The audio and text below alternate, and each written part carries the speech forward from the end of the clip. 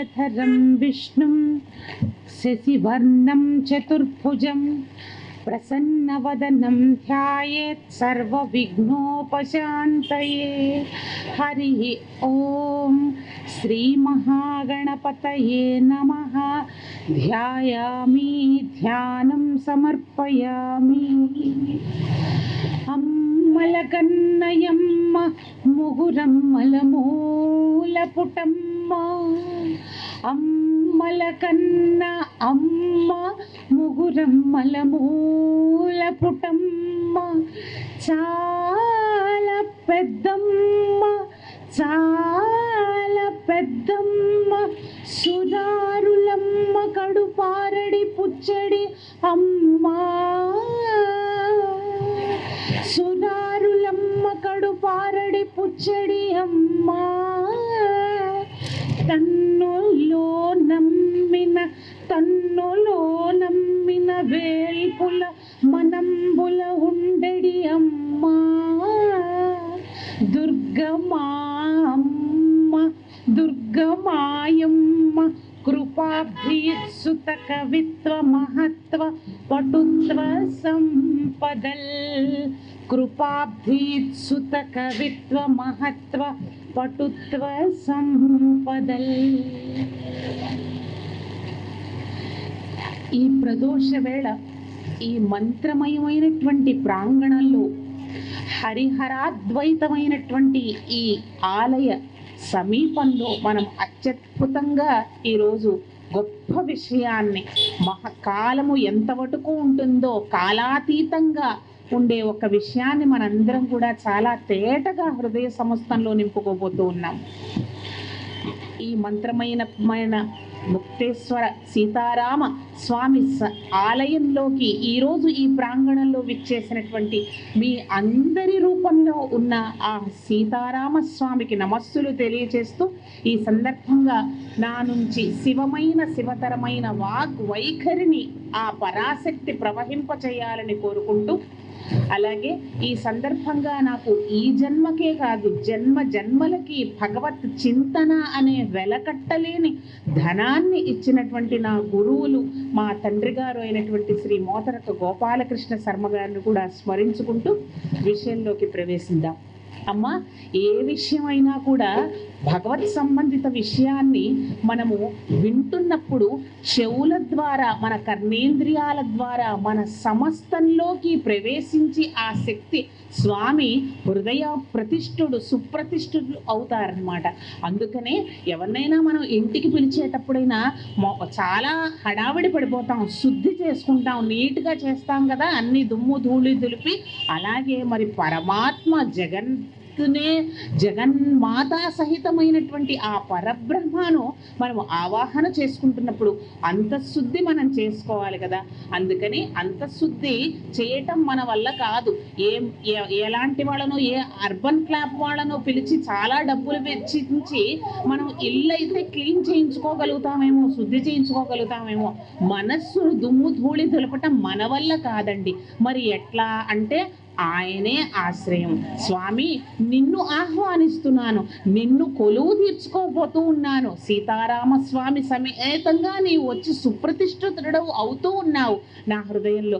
కాబట్టి నాకు ముందరే ఈ జన్మలోనే కాదు జన్మల నుంచి పోగేసుకొస్తున్నటువంటి మాలిన్యాలు అనేకం ఉన్నాయ్యా.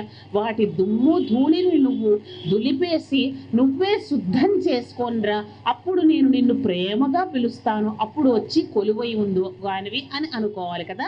అందుకే భాగంగా మన అందరం కూడా ఇది నాకు మీకు ఈరోజు అత్యద్భుతంగా ఇక్కడ మన అన్నగారు అయినటువంటి బాబు గారి దంపతుల సమేతంగా ఇక్కడ స్వామి కళ్యాణమూర్తిగా ఈ వేదిక మీద విరాజిల్లి ఉన్నాడు.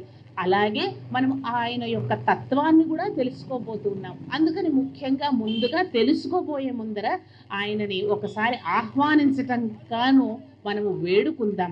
అందరం కలిసి ఈ శ్లోకాలని మనం చెప్పుకుందామమ్మా. వామే భూమి సుత, చెప్పొచ్చు అందరూ కూడా. వామే భూమి సుత పురశ్చ హనుమాన్ పశ్చాత్ సుమిత్ర సుమిత్రాసుతః శత్రుఘ్నో భరతశ్చ పార్శ్వదళయోః వాయువాదికోణేషు చ సుగ్రీవశ్చ విభీషణశ్చ యువరాట్ తారాసుతో జాంబవాన్ మధ్యే నీల సరోజ కోమల రుచిం రామం భజే శ్యామలం. మొత్తం ఆయన పరివారాన్నంతా, ఎవరికైనా ఒక్కళ్ళమే ఉండటం ఇష్టం ఉండదు కదండి. అందరూ మొత్తం ఫ్యామిలీ ఫోటో అంటే ఇష్టపడుతూ ఉంటాం. అందరినీ పిలిస్తే ఆయన చాలా సంతుష్టుడై ఎప్పటికీ పోకుండా మన హృదయంలో కొలువవుతాట. అందుకనే ఏం చేశాం ఇప్పుడు ఈ శ్లోకం ద్వారా మొత్తం అందరి ఆయన పరివారాన్ని, ఆమె భూమి సుత, ఆవిడ లేకపోతే ఆయన కదల్లేడు. అందుకని ముఖ్యంగా ఆమెని పిలిచాము. హనుమంతుడు, సుగ్రీవుడు, భరతుడు, విభీషణుడు, యువరాట్, తారాసుతో, సుగ్రీవుడు, అందరినీ కూడా మనము ఈరోజు స్వామి నువ్వు నా హృదయంలోకి వస్తున్నావని మనం చాలా ప్రేమగా పిలుచుకుంటూ ఉన్నాం అన్నమాట. ఇంకా ఇంకా చాలా ఎక్కువసేపు ఎవరు మనతోనే ఉండాలంటే ఏం చేయాలండి? ఇంకొంచెం ప్రేమగా, ఇంకొంచెం మోతాదు పెంచి పిలవాలి కదా. అందుకని ఏమని పిలుచుకుంటున్నాము? అత్యద్భుతమైన శ్లోకం ద్వారా స్వామివారిని ఆహ్వానం చేసుకుంటూ ఉన్నాం హృదయంలోకి. మాతారామో మత్పితా రాఘవేశః భ్రాతారామో మత్సఖా రాఘవేశః సర్వస్వం మే రామచంద్రో దయాళుః నాన్యం దేవన్నైవ జానే నజానే. నా సమస్తము నువ్వే స్వామి. నాకు అమ్మ, నాన్న, నా భ్రాత, అన్నదమ్ములు అంతా నువ్వే స్వామి.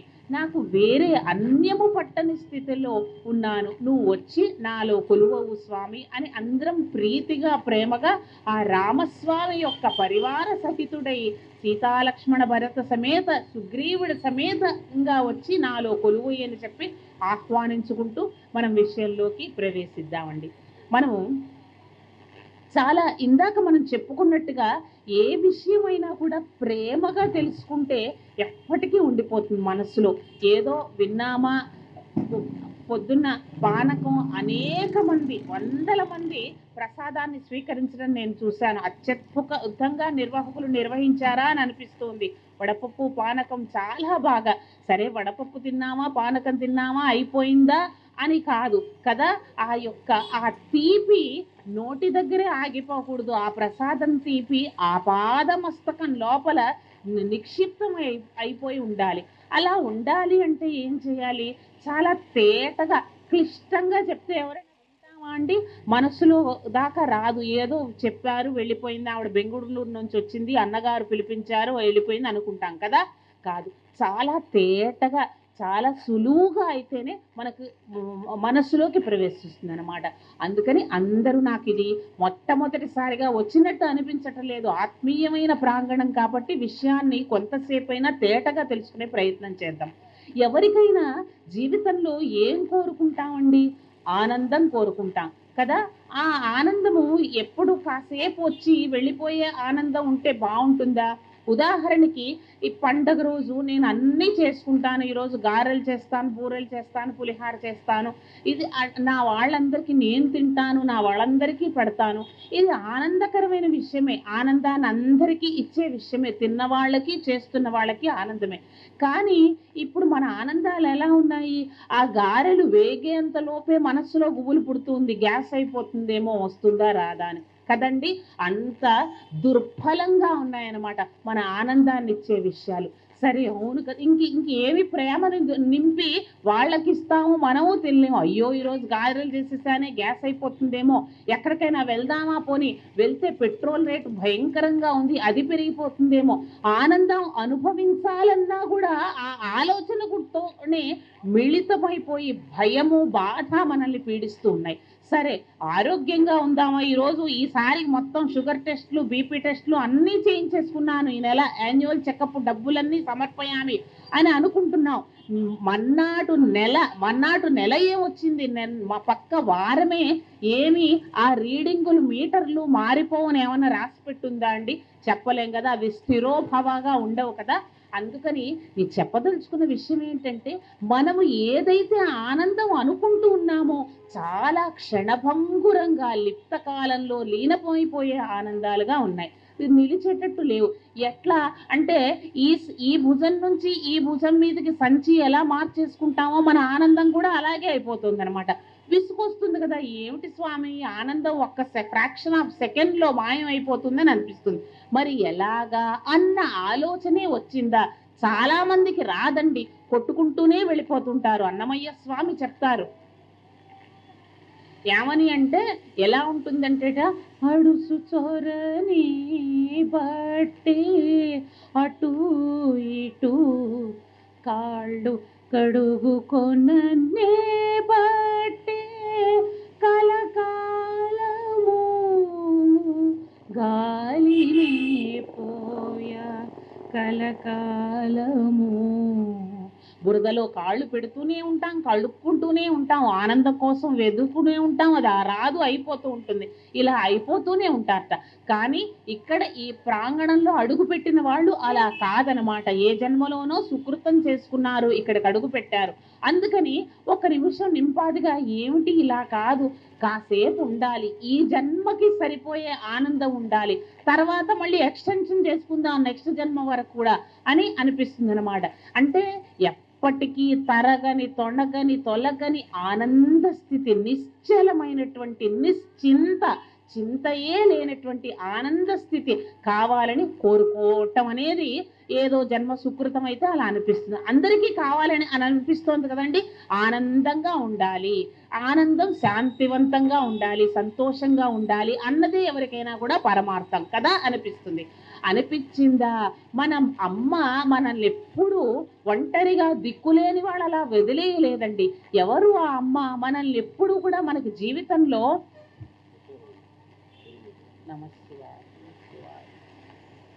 విష్ణు ఇదం విష్ణు చక్రమే త్రేధాని తదే పటం వెన్ను కాస్తూనే ఉంది. జీవితంలో ఇలాంటి తత్వ వివేచన కలిగినటువంటి ఆలోచనలు వస్తూ ఉన్నాయా, మనకి దారి చూపిస్తుంది.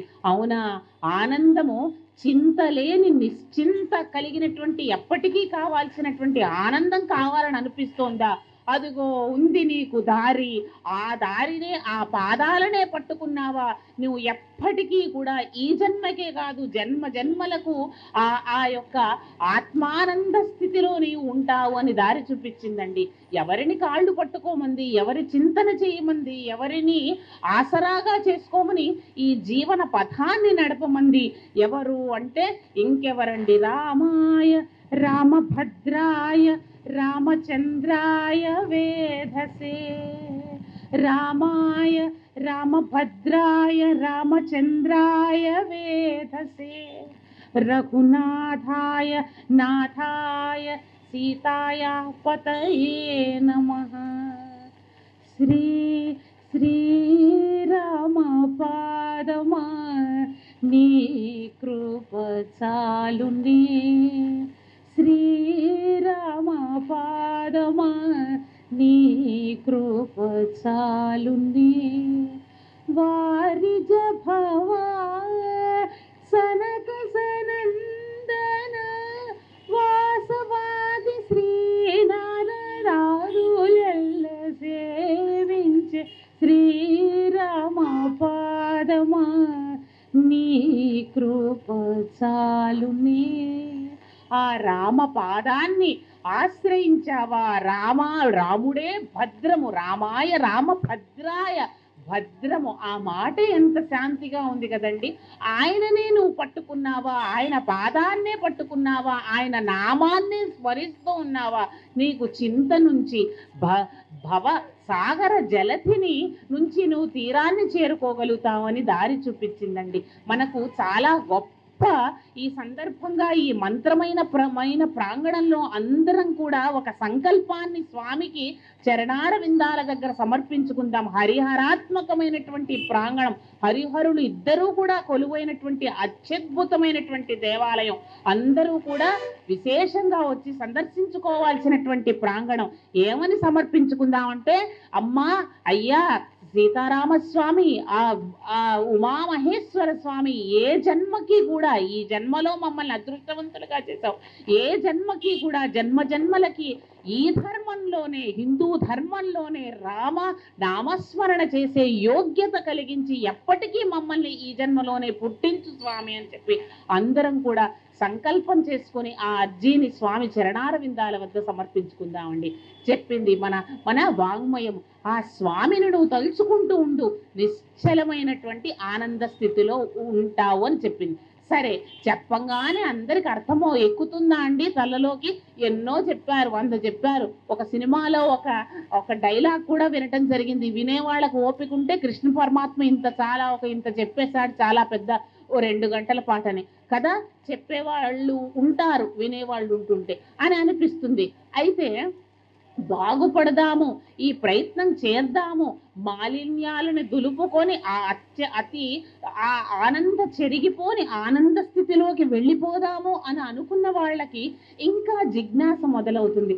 సరే చెప్పావమ్మా, నువ్వు వచ్చావు, రాముడే భద్రంట, ఆయనని నామం ద్వారా కొలుచుకున్న, రూపం ద్వారా కోదండపాణి, నా యొక్క బాధలను నేనేదో పడుతూ ఉన్నాను రకరకాలుగా, ఆ బాధలున్నప్పుడు నామం ద్వారా తలుచుకున్న, రూపం ద్వారా ఒక్కసారి ఆ సుందరైక మూర్తిని ఒకసారి భావించండి, ఎంత అందంగా కొలువై ఉన్నాడో మన ప్రాంగణంలో.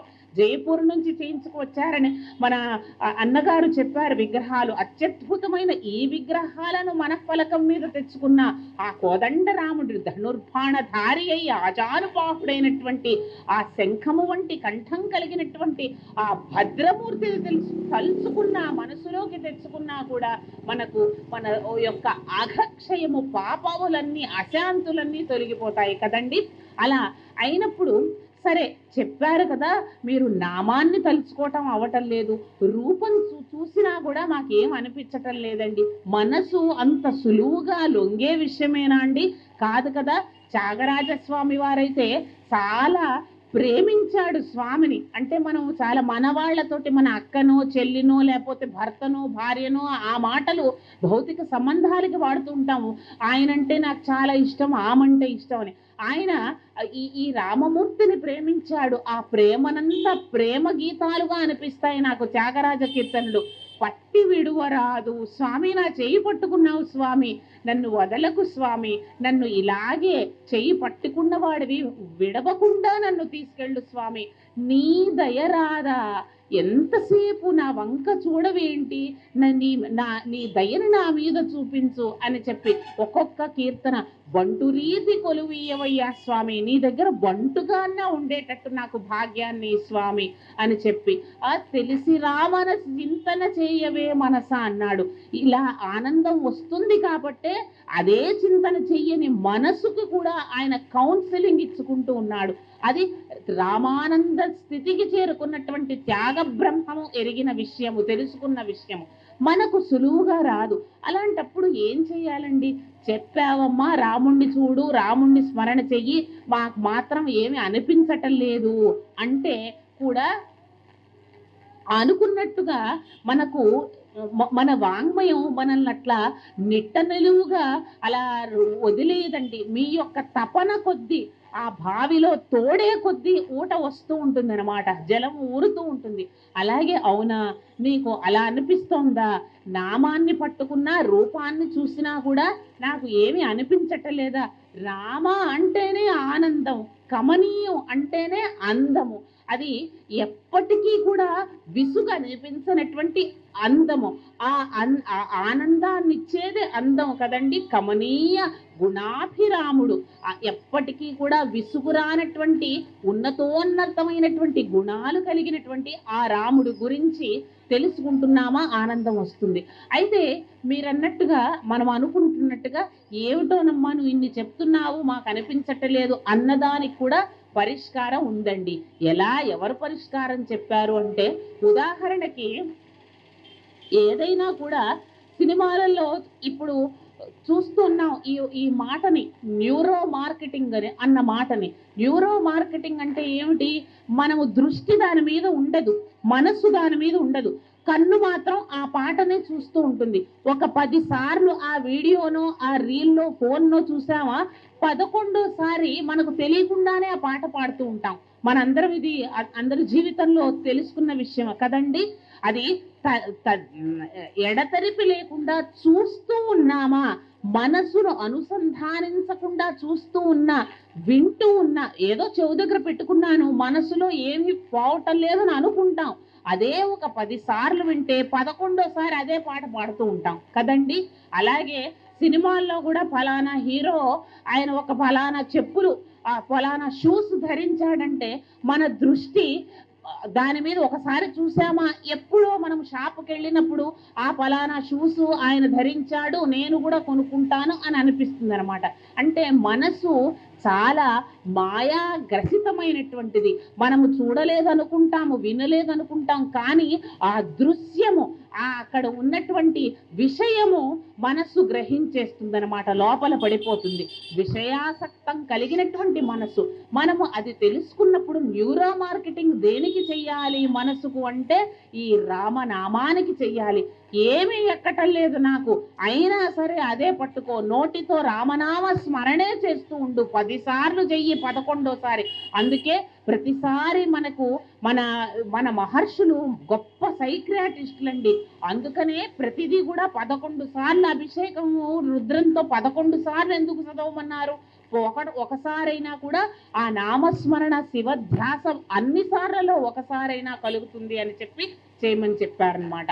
అందుకని అలాగే మనకు ఈ రాముడి కూడా వదలద్దు, మనం ఎప్పటికీ కూడా వదలకుండా, మనసు అనుసంధానం లేకపోయినా అనిపిస్తూ ఉంటుంది, ధ్యాస ఎక్కడో వెళ్తోంది, ధ్యాస వెళ్ళనీయండి. అయినా కూడా వచ్చి రామ సందర్శనం చేసుకుని విగ్రహానికి నమస్సులు తెలియచేసుకోవాలి, విగ్రహం యొక్క పూజను మనం అందుకోవాలి. ఆ తీర్థాన్ని ప్రసాదాన్ని తీసుకున్నామా తప్పకుండా ఎప్పటికో జన్మలో ఒకసారి మనసు అనుసంధానమయ్యి ఆ యొక్క విషయం ఏమిటి, పరబ్రహ్మ విషయం యొక్క అతీతమైన విషయం మనసులోకి ప్రవేశించి అస్థి మధ్యలలో ఉండి మనకి సమస్తమైనటువంటివి, తుచ్చమైనటువంటివి ఏవో, శాశ్వతమైనటువంటివి ఏవో ఆ ఆనంద యొక్క వ్యత్యాసాన్ని ఇచ్చి ఆనంద స్థితిలో మనల్ని తీసుకెళ్తుందండి. అందుకే రామ కథ వినటం, రామనామస్మరణ చేయటం మనకు ఆనంద స్థితికి వైపు వెళ్ళగలుగుతాం.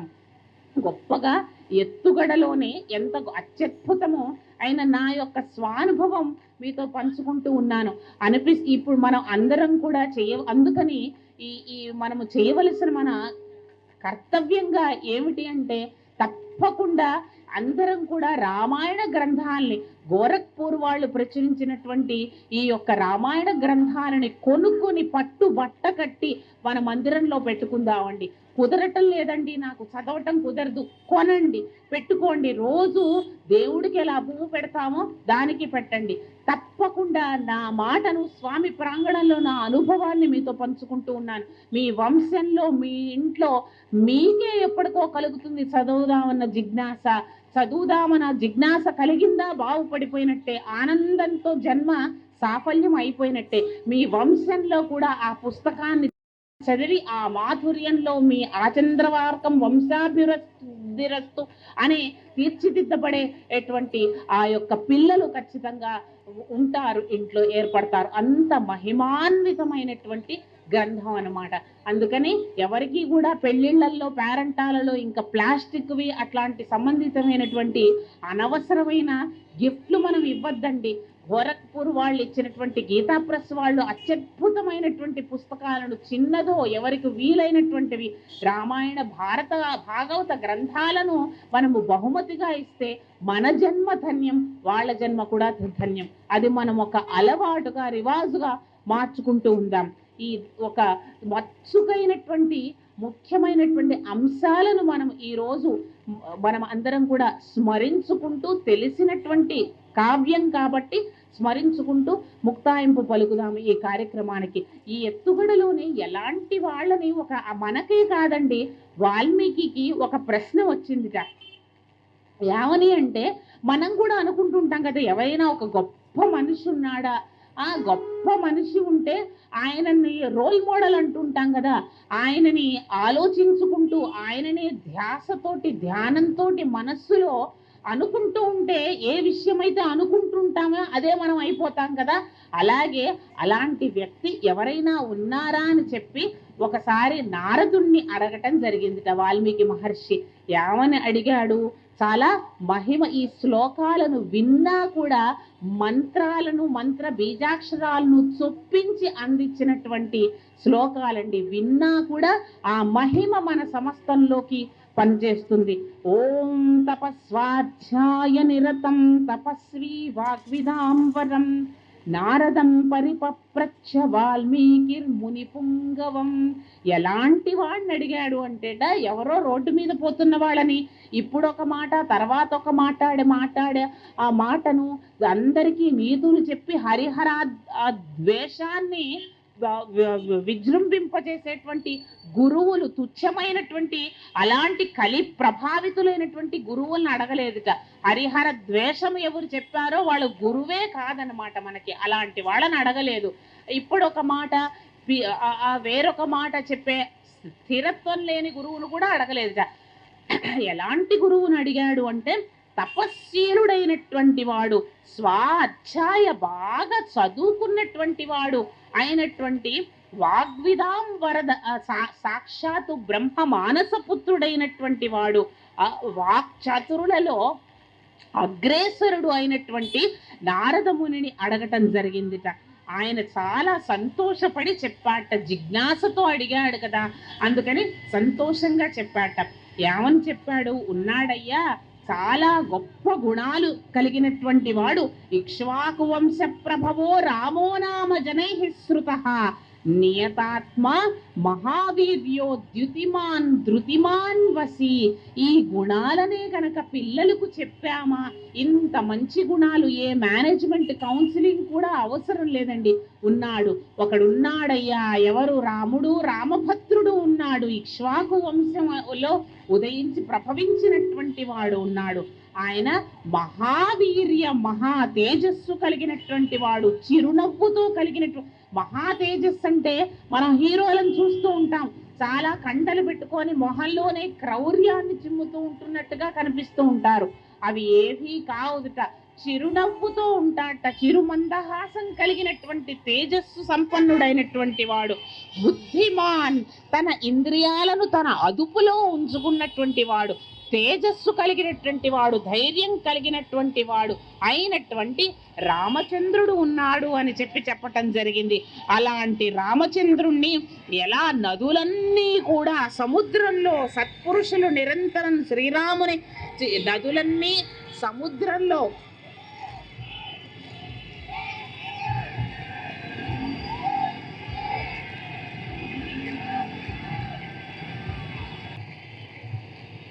విష్ణుర్విష్ణుర్విష్ణు ఇదం విష్ణుర్విచక్రమే త్రేధా నితతే పదం. రామ సంరంభాన్ని చూసాము, చాలా సంతోషంగా ఉంది. ఇదండి చైతన్యం. రామనామ ఘోష ఎక్కడ ఉందో అక్కడ మీ పురము, మీ గుంటూరు పురము, మీ వాస్తవ్యులు అందరూ కూడా సుభిక్షంగా, ఈసారి ఎండతాపం అంత ఉన్నప్పటికీ కూడా నదులు నదాలు అన్నీ కృష్ణమ్మ పొరలి మీ యొక్క ప్రాంతం అంతా సుభిక్షంగా అవుతుంది. ఇంత అత్యద్భుతంగా ఇక్కడ కళ్యాణాలు అన్నీ ఈ ఊర్లో జరుగుతూ ఉన్నాయి. సంతోషంగా పొద్దున్న నుంచి చూస్తూ వస్తూ ఉన్నాం, అనేక ప్రాంతాల్లో జరుగుతూ ఉంది. ఇక్కడ కూడా స్వామి వెలిసి ఉన్నాడు కాబట్టి ఇంకా తిరుగులేదు. జై శ్రీరామ్, శ్రీరామ జయ రామ, జయ జయ రామ, శ్రీరామ జయం అందరికీ కూడా. అలాగే ఇంత గొప్ప గుణాలు కలిగినటువంటి వాడు ఉన్నాడయ్యా. ఆయన ఎక్కడ సరే బాగుంది, అవునా, అయితే భూమి మీదకి ఎందుకు వచ్చాడయ్యా? భూమి మీదకి రావాల్సినటువంటి అవసరం ఆయనకి ఏమొచ్చింది అని చెప్పి అడిగాట. సరే, అందరికీ తెలిసినటువంటి గొప్ప కథే. ఆయన నిర్దేశింపబడినటువంటి వాడు వాల్మీకి మహర్షి అనేటువంటి వాడు మన పుణ్యాల ప్రోగు. ఆయన దయ కృపయామునినా కృతం అంటారు. మహర్షుల యొక్క కృప రూపు కట్టి ఇలాంటి కావ్య ఆవిర్భావం జరుగుతుందండి. ఆయన దయతోటి ఆయనకి మొట్టమొదట బాలకాండనంతా నారద మహర్షి చెప్పగా, తర్వాత బ్రహ్మగారి ప్రేరణతోటి ఆయన ఇంత అత్యద్భుతమైనటువంటి మహోన్నతమైనటువంటి కావ్యాన్ని మనకు అందించాడు. ఇంతటి గుణాల రాశి గురించే మనము స్మరిస్తూ ఉన్నామా, తలుచుకుంటూ ఉన్నామా?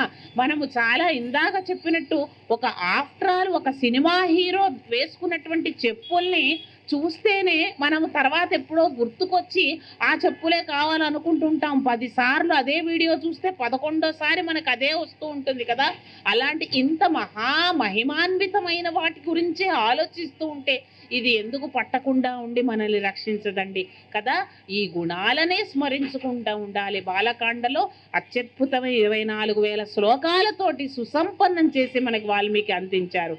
అంతే ఎప్పుడైనా కూడా అంతే విపరీతమైనటువంటి కరుడు కట్టిపోయినటువంటి కలిమానవుల పాపమో ఏమో కరోనా వచ్చింది మనందరికీ కదా. స్వామి అందరినీ క్షయం చేసేసేయాలని అనుకున్నాడు, కరోనా రూపంలో శిక్షించాడు. ఎక్కువ కాలం ఉందా అండి చెప్పండి? ఇంకొక సంవత్సరం తర్వాత ఉన్నా మనం ఎవరం భూమి మీద ఉండేవాళ్ళం కాదు. ఆయన దయామయుడు, పాపాన్ని చేస్తాడు ఆయనే. ఆ చేసి రక్షించటానికి కూడా ఉద్భవిస్తాడు. అలాగే అందరికీ కూడా వీడు ఎలా ఉన్నట్ట, చాలా పెచ్చరిల్లిపోతూ ఒక రాక్షసుడు అందరినీ కూడా అతలాకుతలం చేస్తున్నట్ట, చతుర్దశ భువనాలని. అలాంటి రాక్షస బాధను భరించలేక దేవతలందరూ కూడా వేడుకున్నట్ట. వాడు ఎలాంటి రాక్షసుడు? అందరికీ తెలిసినటువంటి వాడే. వాడు ఎలా ఉన్నాడు అంటేట ఒక గొప్ప పద్యం ద్వారా వాడి గుణాలను తెలుసుకుందాం. దానవ కుల వైరి దర్పంబు వర్ణించు చదువులెవ్వరు గాని చదువరాదు. దానవ కుల వైరి దర్పంబు వర్ణించు చదువులెవ్వరు గాని చదువరాదు. సురపక్షపాతి విస్తరణకై సాగించు యాగమ్ములేవియు సాగరాదు. యాగాలు చేయొద్దంటాట ఎవరు కూడా. దానవ కుల వైరిని చదువులెవ్వరు గాని చదువరాదు. చదువు అంటే ఏమిటి? జ్ఞానం కలిగించేది కదండి. విద్య వెలుగునిచ్చి ఇది చెయ్యొచ్చు ఇది చెయ్యకూడదనే విచక్షణ కలిగించేది విద్య. చదువులెవ్వరూ కూడా వాడికి సంబంధించిన చదువే చదవాలంటాట. వాళ్ళకి సురపక్షపాతి అంటే పరబ్రహ్మ గురించిన, నారాయణ స్వామి గురించి తెలిసిన విషయాలను ఏవీ కూడా స్మరించద్దు అని చెప్పేవాట. యజ్ఞ యాగాదులను చెయ్యొద్దనేటువంటి వాట. అమరుల మేలుకై ఆచరించడి యజ్ఞ గుండములందగ్ని మండరాదు. అమరుల మేలుకై ఆచరించడి యజ్ఞ గుండములెల్ల మండరాదు. హరనామమే గాని హరినామ స్మరణ త్రిజగాదులెల్ల స్మరింపరాదు.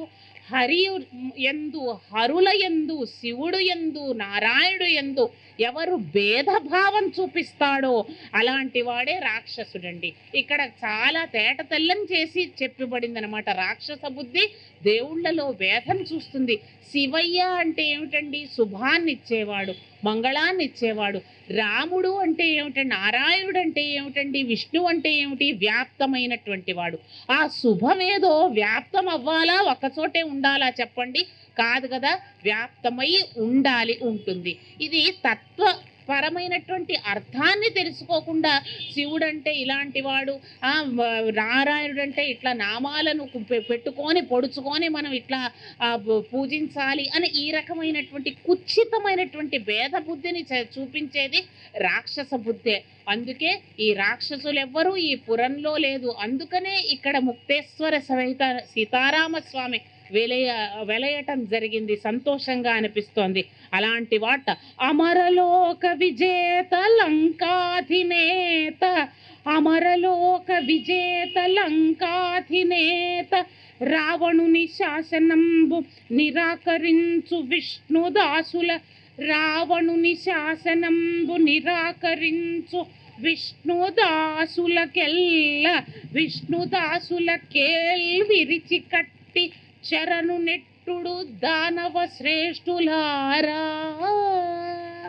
ఎవరైతే కూడా ఉన్నారో అమరలోక విజేత అయినటువంటి అందరినీ ఆక్రమించేసుకున్నాడు. పాజిటివిటీ అన్నదే లేదు, మొత్తం నెగిటివిటీ అంటే అసురత్వం వ్యాపించిపోయింది. అలాంటి వాళ్ళు, అలాంటి నా యొక్క రావణాసురుడినైనా రావణాధీసుడైనటువంటి నా శాసనాన్ని ఎవరు ధిక్కరించారో, విష్ణు నామస్మరణ ఎవరు చేస్తారో వారి యొక్క కేల్ విరిచి కట్టి, చేతులు విరిచి కట్టి చెరలో జైల్లో పడేయండి అని చెప్పి అలాంటి శాసకత్వం చేసినటువంటి రావణాసురుడు బాధలు పెచ్చరిల్లిపోతున్నాయి స్వామి. నువ్వు అందుకని ఏమి చేస్తావు? దశరథ సూనుని దశరథుడు కౌసల్య దశరథుల గర్భజనుడితుడవై నువ్వు ఆవిర్భవించకపోతే భూమి శోభ రహితం అవ్వదు స్వామి అని దేవతలందరూ కూడా వేడుకోవటం జరిగిందిట. అందుకని స్వామి ఆయన యొక్క అయోధ్యాపురి ఆధీసుడైనటువంటి సరయూ నది తీరాన వెలిసినటువంటి ఈ ఇక్ష్వాకు వంశ ప్రభు అయినటువంటి దశరథాత్మచుడిగా స్వామి వెలయటం జరిగింది. ఎంత గొప్ప నగరం అండి, ఎంత గొప్ప మహారాజు దశరథ మహారాజు. మన రాజులు ఆ వైభోగాన్ని తెలుసుకోవాలన్నా, ఇంత గొప్పది నా దేశం అని తెలుసుకోవాలన్నా కూడా రామాయణాన్ని చదవాలి, చదివించాలి, లేదా వినాలి. కనీసం అయోధ్యలోట బొట్టు పెట్టుకోని వాళ్ళు లేరుట, చెవులకు ధరించని ఆభరణాలు ధరించటని వాళ్ళు లేరుట. ఇప్పుడు మనకు ఆభరణాలు ధరించే వాళ్ళు కనిపించటం లేదు, బొట్టు పెట్టుకుంటున్న వాళ్ళు కనిపించట్లేదు. ఇంత దౌర్బల్యంతో మన సంప్రదాయం అన్ని మనమే మట్టు పెట్టుకుంటూ ఉన్నాము. వాళ్ళు వచ్చి రాక్షస శక్తులు వచ్చి మనల్లో విజృంభించి ఈ పనులు చేయిస్తున్నాయేమో, అన్య సంస్కృతి వచ్చి మనల్ని ఇలా చేస్తోందేమో, బాధగా ఉంది. తప్పకుండా ఎవరు కూర్చోబెట్టి నీతులు చెప్తే ఎవరు పిల్లలు వినరండి. పిల్లలు వినటం లేదని అనుకోవటానికి మనమే చాలా, ఆంగ్లంలో అంటారు స్ట్రాటజిక్ అని, వ్యూహాత్మకంగా వ్యవహరించాలి. ఆ ఇంట్లో ఆ తల్లిదండ్రులు చేస్తూ ఉన్నారా, పూజా పునస్కారాలు జరుగుతున్నాయా, వాళ్ళకి ఏమీ పిలవద్దు, చెప్పద్దు. మీరు బొట్టు పెట్టుకుంటున్నారా, మీరు కుంకుమ పెట్టుకుంటున్నారా, మీ ఇంట్లో రామాయణం ఉందా, మీ ఇంట్లో ప్రసాద వితరణ జరుగుతోందా, తప్పకుండా మీ వంశం బాగుపడుతుంది. మీ పిల్లలు మీ చెప్పిన మాట వినకపోతే అన్నగారి దగ్గర నా ఫోన్ నెంబర్ ఉంది, నేను జవాబుదారి. అందుకని ఇంత నిర్దుష్టంగా చెప్తూ ఉన్నాను. మనం చెప్పొద్దు కూర్చోబెట్టి వాళ్ళకి, మీరు చెయ్యండి. సబ్కాన్షియస్ అంత చేతనలో ఇందాక న్యూరో మార్కెటింగ్ అని చెప్పాను కదా, అదే పద్ధతి మనం చేస్తూ ఉన్నామా, వాళ్ళు గమనించనట్టే ఉంటారు, వాళ్ళ మనఫలకంపై పడుతుంది. తప్పకుండా వాడు జీవిత పర్యంతంలో ఎప్పుడో ఒకప్పుడు మీరు చేసినవి అనుకరిస్తారు. ఏమీ మాట్లాడద్దు, మాటతో అయ్యేది కాదు కలియుగంలో, చేతతో మాత్రమే. వినండి, మీరు రండి గుడికి, వాడు రావటం లేదా వాళ్ళ మీద కంప్లైంట్లు చెప్పొద్దు. మీరు రండి, మీరు ప్రసాదం తీసుకోండి, నాన్న ఇది తింటావా అనండి, ప్రసాదం కూడా చెప్పొద్దు. వాడు తింటాడు, ఆ బుద్ధి బాగుపడుతుంది. నాకు వద్దనే అంటాడు. వాళ్ళ సంస్కృతి అంత భయంకరంగా పిల్లల్ని అనటానికి కూడా లేదండి. అంత వారి మీద ప్రభావం, దుష్ట ప్రభావాలు బలీయంగా పడ్డాయి. వాటిని కంచె మీద బట్ట పడినప్పుడు మనం ఎంత జాగ్రత్తగా తీసుకోవాలో, మనం పిల్లల్ని మన యొక్క భారతీయ సంస్కృతి నిలుపుకోవటానికి, మన ధర్మాన్ని, ఈ రామ సామ్రాజ్యాన్ని నెలకొల్పుకోవటానికి మనం ఆ రకంగా తల్లిదండ్రులు వ్యూహాత్మకంగానే ఉండాలని సెలవు మీతోటి మనసు పంచుకుంటూ ఉన్నాను. దశరథుడు అంత గొప్ప మహారాజుట. దశరథుడు మహారాజు ఆ గుణాలను రెండు మచ్చుకు చెప్తాను. ఎందుకంటే ఇక్కడ ఈ ఆలయాన్ని నిర్మించినటువంటి మన అన్నగారు బాబు గారు ఇప్పుడు కార్పొరేటర్గా చేస్తూ ఉన్నారట. తర్వాత వారు ఇంతింతై వటుడింతై అన్నట్టు చాలా పదవులు వారికి రావాలి. ఈ ప్రజలను వారు చాలా సుభిక్షంగా నీతివంతంగా ఆయన పరిపాలించాలి అని చెప్పి దశరథ మహారాజు ఎలాంటి వాడో గుణాలను చెప్తున్నాను, ఎలాంటి రాజో ఆయనుట ప్రజలందరినీ కూడా అదుపులో ఉంచగోగలిగినటువంటి వాట. ఆయన మాట కంటి చూపుతోనే అందరూ కూడా ఆయన చెప్పిన మాటను నెరవేరుస్తారట. ఎప్పుడు నెరవేరుస్తారండి? భయం పెట్టి మీకు తంతామంటే నా కాదు, ఆయన చేసిన పనుల వల్ల, ఆయన పట్ల ఉన్న ప్రేమ వల్ల అలా ప్రజలందరూ కూడా అదుపులో ఉన్నటువంటి వాళ్ళుట.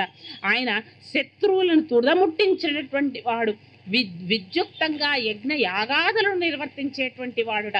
పూజా పునస్కారం, ఆలయ నిర్మాణం, ధర్మం ఎక్కడ నువ్వు కాపాడుతున్నావో తప్పకుండా అలాంటివన్నీ మనకు జరుగుతాయి.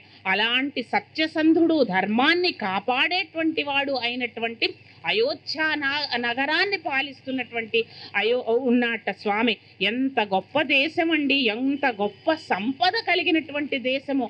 జవ్వాది మనం ఒక చిన్న డబ్బాలో చాలా కాస్ట్లీ, ఎవరికి ఇవ్వను నేనే రాసుకుంటూ ఉంటానని అంటుంటాం, ఎవరికి ఇవ్వద్దు మందమే అని చెప్పి. అలాంటిది అయోధ్య నగర ప్రజలు జవ్వాదితో కల్లాపు చల్లుకున్నారట. అలాంటి రత్న దీపాలు ఎలా వెలిగించుకున్నారు, రత్న మణిమయ రాసులతోటి ఉండేదిట ఆ నగరం. నాస్తికులు, జనపదులలో కూడా నాస్తికులు, దేవుడంటే వయ్యి వాటు అనే వెధవ ప్రశ్నలు వేసేటువంటి దౌర్బల్య మనస్తత్వం లేని ప్రజలట. చాలా అట్లా ధాన్య రాసులతోటి శోభాయమానంగా ఉందిట అయోధ్య. అది నా దేశం. జై శ్రీరామ్, జై భారత్ మాత అని చెప్పి అందరం మనస్ఫూర్తిగా అనుకుందాం. అలాంటి వంశాన్ని ఎంచుకున్నాడు. ఎలా ఆవిర్భవించాడు స్వామి?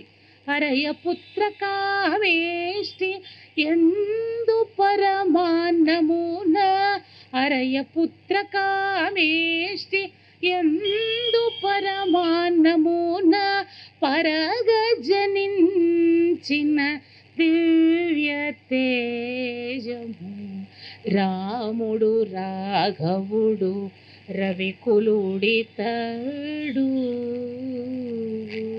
ఆ ప్రాజాపత్య పురుషుడు స్వామివారికి చెప్పాడు ఋష్యశృంగుడు, నీకు అంత పరమాత్మ ఆవిర్భవించాలంటే, మంచి పిల్లలు పుట్టాలంటే ఐవీఎఫ్ల సెంటర్ దగ్గర అవి తిరుగుతున్నంత మాత్రాన్ని డాక్టర్ల చుట్టూ ప్రదక్షిణాలు చేయటం మాత్రమే కాదండి, వైద్యం కూడా అవసరమే. కానీ మూలాన్ని వైద్యో నారాయణో హరిహి, వైద్యులందరికీ బాసులకే బాసు, బిగ్ బాస్ అయినటువంటి నారాయణుడి, ఆ పరబ్రహ్మ దేవుడి దయ ఉంటేనే సత్సంతానం కలుగుతుంది.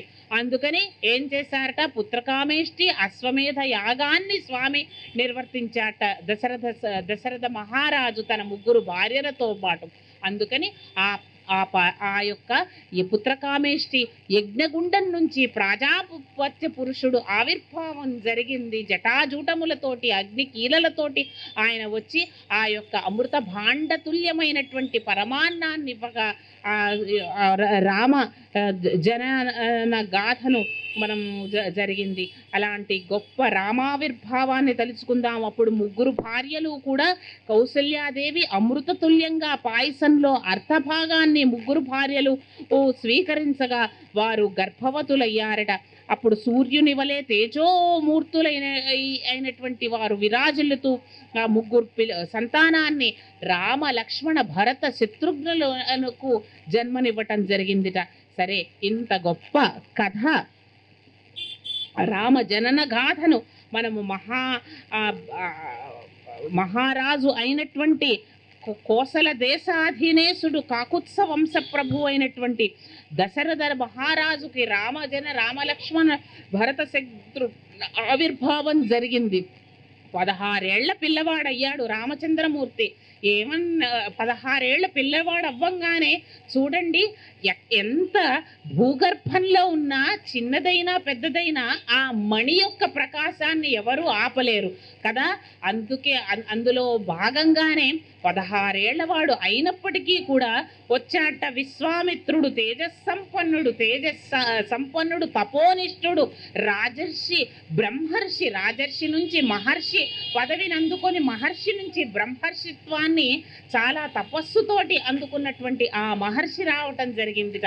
పంపించవయ్యా స్వామి, ఆసుర శిక్షణ, అసురీ దుష్ట సంహారం చేయటానికి నీ పిల్లల్ని పంపించమని వేడుకున్నాట. ఆయన కాదనగా నా పిల్లవాడు స్వామి అని అన్నట. నా పిల్లలయ్యా 16 ఏళ్ల వాళ్ళు, టీనేజర్స్ అయ్యా స్వామి, ఇంకా 10th క్లాసులో కూడా రాలేదు, అప్పుడే పంపించమంటావా అన్నట దశరథ మహారాజు. లేదు, ఎంత గొప్ప మాట చెప్పండి.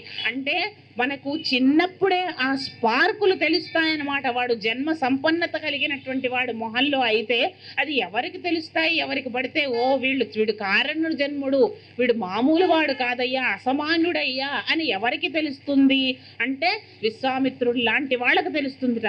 చెప్పాడు అత్యద్భుతమైనటువంటి శ్లోకం, అహం వేద్మి మహాత్మానం రామం సత్యపరాక్రమం వశిష్ఠో అసి మహాతేజ ఏచేమే తపసి స్థితాః. అహం వేద్మి మహాత్మానం. నీ కొడుకు అన్నది నీ కొడుకే తెలుసయ్యా. నువ్వు చిన్నప్పటి నుంచి వాడికి ఏదో పాపం సెరిలాక్ పెట్టావు. మన దౌర్భాగ్యం పిల్లలకి సెరిలాక్లు అలాంటివి పెట్టడం, వాళ్ళకేం కర్మ, వందల కోట్ల గోవులే అని మనకు రామాయణంలో వస్తూ ఉంటుంది.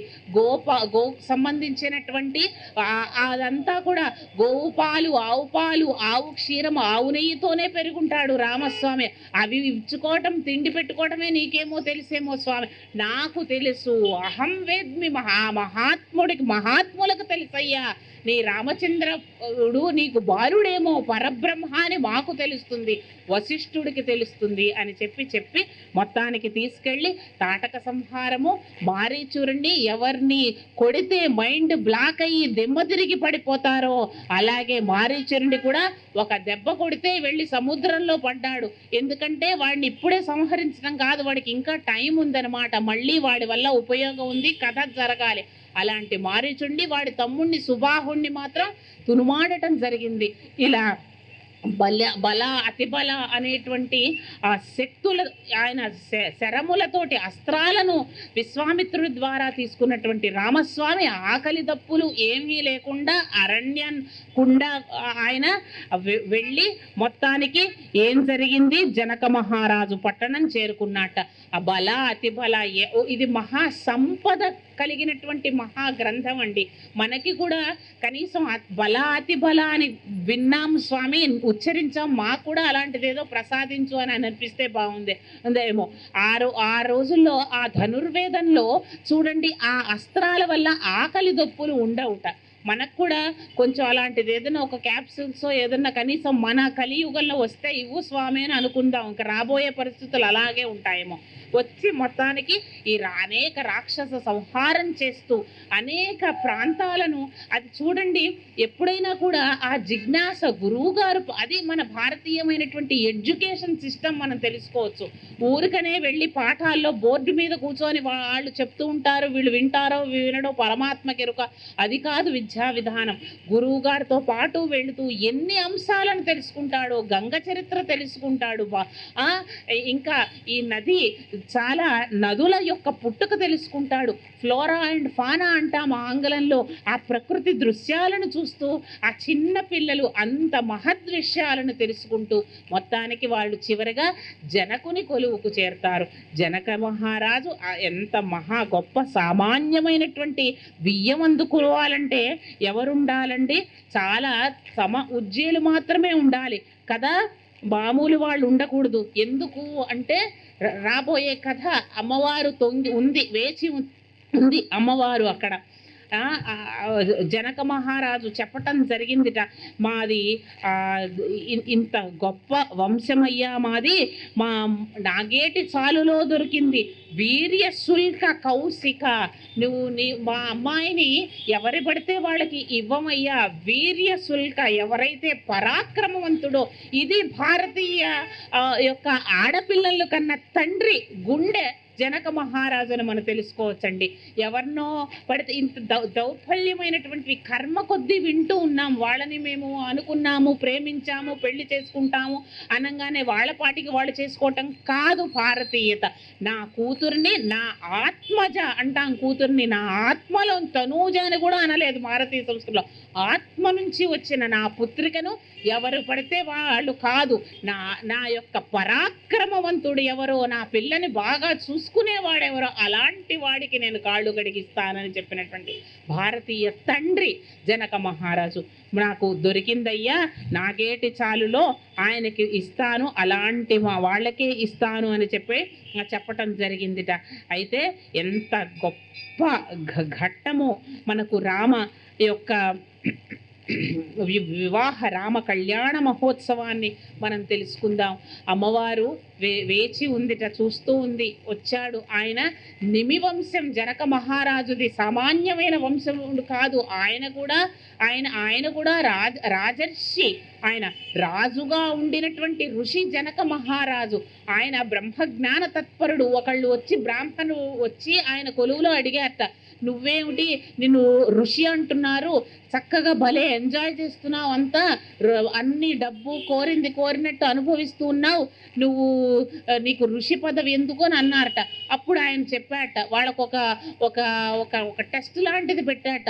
ఒక చిన్న 3 గిన్నెల్లో మీరు రోజు వెళ్ళి దాంట్లో ఒక నూనె పోసి ఇచ్చాట. ఆ నూనెకేమో కింద ఒక రంధ్రం లాంటిది పెట్టారట. మీరు వెళ్ళి రోజు ఒక 10 రోజుల పాటు తిరిగి రండి, అన్ని అనుభవించరండి అని చెప్పాట ఆ బ్రాహ్మలకి. వీళ్ళకి మరణ శిక్ష, నన్ను రాజుగారిని ప్రశ్నించావు కాబట్టి వీళ్ళకి మరణ శిక్ష విధించండి అని చెప్పాట. ఆ బ్రాహ్మలకి చక్కగా 3 రోజుల పాటు కావలసిన తిండి, విహారానికి అవసరమైనటువంటివన్నీ చేసి భటులు చివరిగా తీసుకొచ్చారట. వచ్చాక అడిగారట, అన్నీ చూశారు కదా, అన్నీ తిన్నారు కదా, ఏమనిపించింది మీకు అని జనక మహారాజు ఆ బ్రాహ్మణులను అడగటం జరిగిందిట. అప్పుడు ఆ బ్రాహ్మణులు చెప్పారట, ఏమనంటే, బాగుందయ్యా, మంచి తిండి తినిపించావు, మంచిగా అవి కావాలి ఇవి కావాలన్న ప్రదేశాలను కూడా చూపించావు, కానీ లోపల మాత్రము ఉంది, ఇది ఉండేది కాదు, మృత్యుదండన మాకు వేశావు కదా, ఇది పోతుంది అని మాత్రం ఉంది అంటే జనక మహారాజ్ చెప్పాట, నేను కూడా అంతే అనుభవిస్తున్నాను భోగాలను, కానీ ఎరుకతోటి ఇది ఉండదు, ఈ ఆనందం, ఈ తుచ్చమైనది ఇది పోతుంది. ఈ ఎంత గొప్ప మనకు వైరాగ్యాన్ని పొదిగి ఒక చిన్న కథలో అందించబడిన అతి గొప్ప కథగా నాకు అనిపిస్తుందండి. అనుభవించాలి, అనుభవించగానే దానిలోనే మగ్గిపోకూడదు, ఇంకా అనుభవించాలన్న వ్యామోహం వైపు వెళ్ళకూడదు. ఇది ఉండదు, ఇప్పుడు తిన్నాను, ఈ రోజుకి నేను 4 మిరపకాయ బజ్జీలు తినగలుగుతున్నాను, రేపు పొద్దున 40 తినగలుగుతానా అన్న వైపుగా మనం ప్రయాణించకూడదు. అయిపోయింది, ఇంకా రేపు తినలేను, వయసు అయిపోతుంది, రేపు 1, ఎల్లుండి ఏమీ తినలేను, ఇలా తగ్గించుకోవటం వెళ్ళటం, ఇది ఉండదు, తర్వాత శరీరం ఉండదు. ఇది జ్ఞానం అన్నమాట. ఇంత జ్ఞానాన్ని ఇచ్చినటువంటి ఆ సంపద ఉన్న జ్ఞాన వైరాగ్య సంపన్నుడు రాజర్షి అయిన జనక మహారాజు వైపు రావటం జరిగింది. విశ్వామిత్రుడు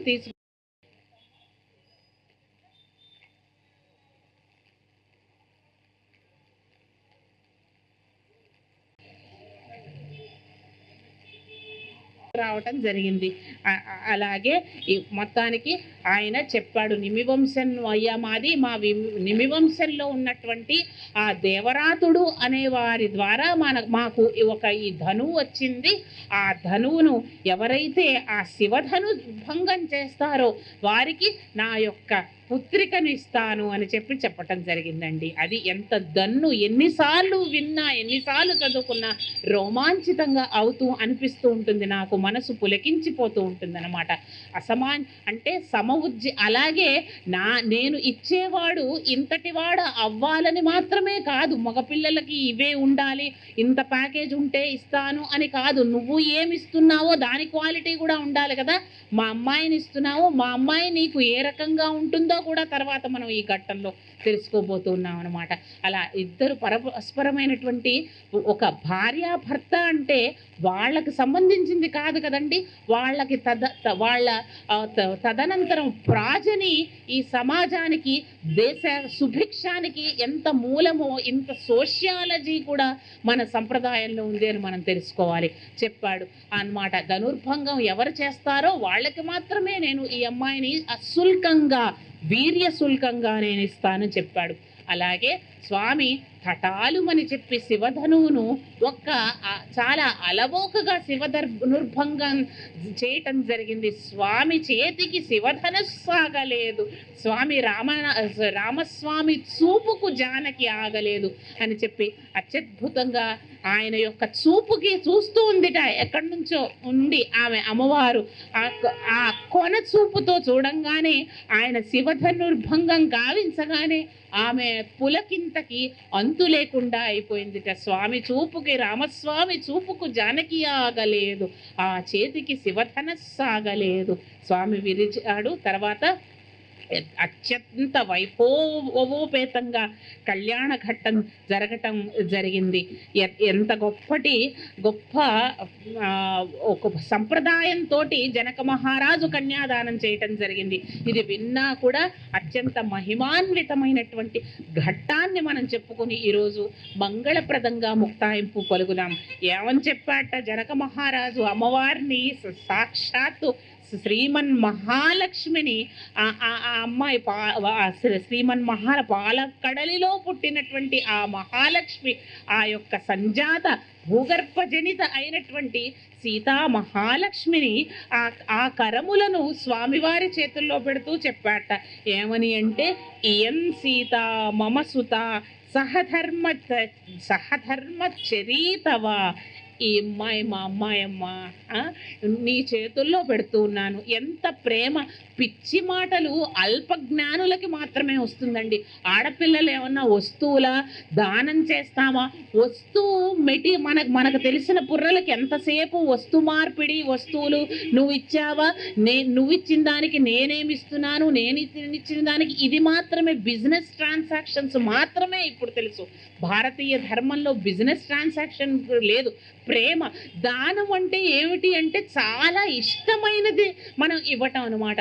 నేను ఆవిడకి ఒక ఉంగరం ఇచ్చాను. ఎందుకు ఇస్తానండి ఉంగరం? చాలా ప్రేమగా నేను ఇచ్చాను. దానికి మాట ఏం ఉపయోగించారు? దానం అన్న మాట ఉపయోగించారు. దానము పరిభాషలో కలియుగంలో రకరకాల అర్థాలను పుణికిపుచ్చుకుంది. నా కూతురయ్యా, నా కూతుర్ని నీ చేతిలో పెడుతున్నాను. నీ ఎలా ఉంటుంది నా కూతురు? నీకు చెప్పాను, పరాక్రమంతుడు, యు ఆర్ ఆల్ ఎలిజిబుల్ కాబట్టే నీకు ఇచ్చాను. అలాంటిదే నా కూతురు కూడా నీ యొక్క ధర్మంలో నిన్ను అనుసరిస్తూ ఉంటుంది. మన భారతీయ ధర్మంలో మగవాళ్ళకి ఏమీ చెప్పలేదు, ఆడవాళ్ళకి మాత్రమే చెప్పారని కాదండి. ధర్మాలు పురుషులకు కూడా చెప్పారు. ఇంట్లో దీపం మగవాడు పెట్టాలి, 5 కర్మలు మగవాళ్ళు చెయ్యాలి. దేవయజ్ఞం, పితృయజ్ఞం, మనుష్య యజ్ఞం. నీ మీద ఆధారపడ్డ వాళ్ళకి తిండి నువ్వు పెట్టు. దేవతా స్మరణ చెయ్యి. భూతయజ్ఞం, రోడ్డు మీద ఉన్న చీమకో వాటికో కొంచెం పెట్టు అన్నము.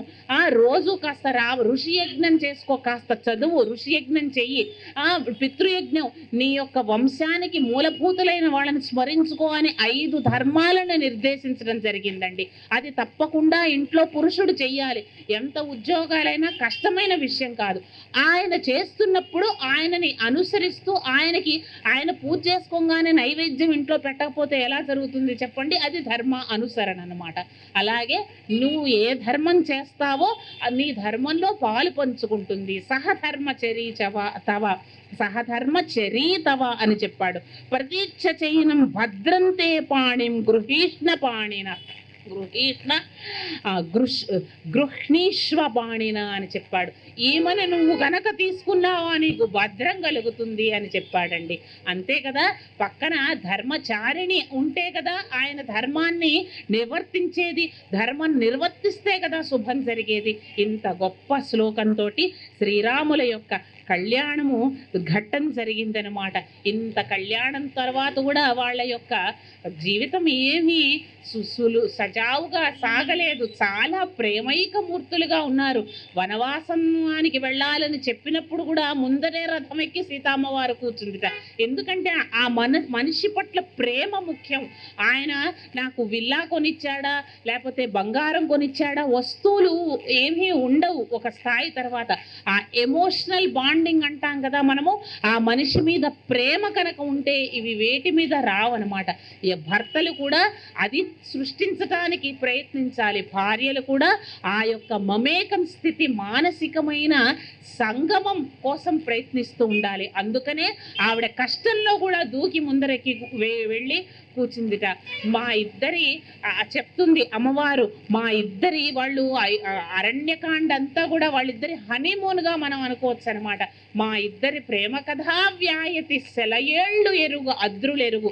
ఆ కొండలకు తెలుసు మా ప్రేమ, ఆ సెలయేళ్లకు తెలుసు మా ప్రేమ. అంత ప్రేమైక జీవులుగా సీతారాములు మనుగడ సాగించారు.